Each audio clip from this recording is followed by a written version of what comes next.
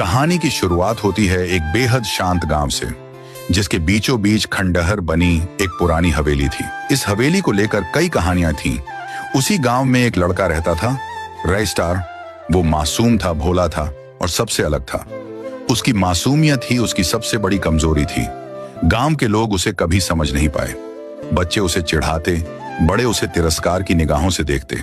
कोई नहीं जानता था कि वो अंदर से कितना टूट चुका है।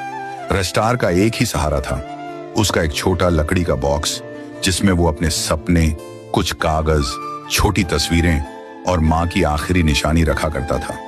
वो अक्सर उस बॉक्स को लेकर पुरानी हवेली चला जाता, वहां अकेले बैठकर अपने मन की बातें करता। एक दिन गांव में हड़कंप मच गया। एक लड़की रातों रात गायब हो गई। उसके माता पिता विलाप कर रहे थे। कोई सुराग नहीं मिला। गांव वालों को जैसे बहाना मिल गया।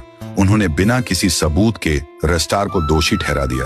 कहा, वो हवेली में जाता है, जरूर कुछ काला जादू करता है।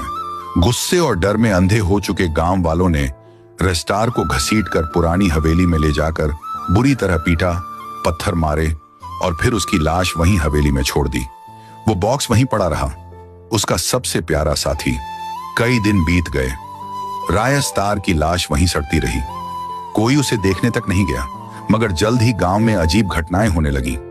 लोग गायब होने लगे। जो भी गांव से बाहर जाता कभी लौटकर नहीं आता। हवेली के पास अजीब सी चीखें सुनाई देती थीं। रात को हवा में रॉयस्टार की सिसकियां गूंजती थीं।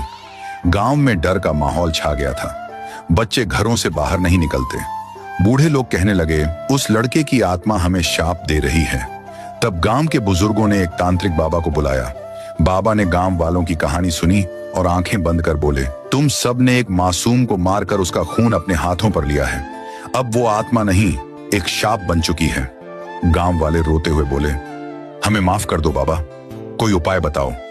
बाबा बोले, अगर उसकी सबसे प्रिय वस्तु उसका बॉक्स लाओ तो शायद आत्मा को बुलाया जा सके। दो लोग पुरानी हवेली में गए। अंदर घुप अंधेरा था। दीवारें खून से सनी थीं। झादियों के बीच रॉयस्टार का बॉक्स पड़ा मिला। जैसे ही उन्होंने बॉक्स उठाया, हवेली कांपने लगी। दोनों किसी तरह भागकर बाबा के पास लौटे। रात का समय था।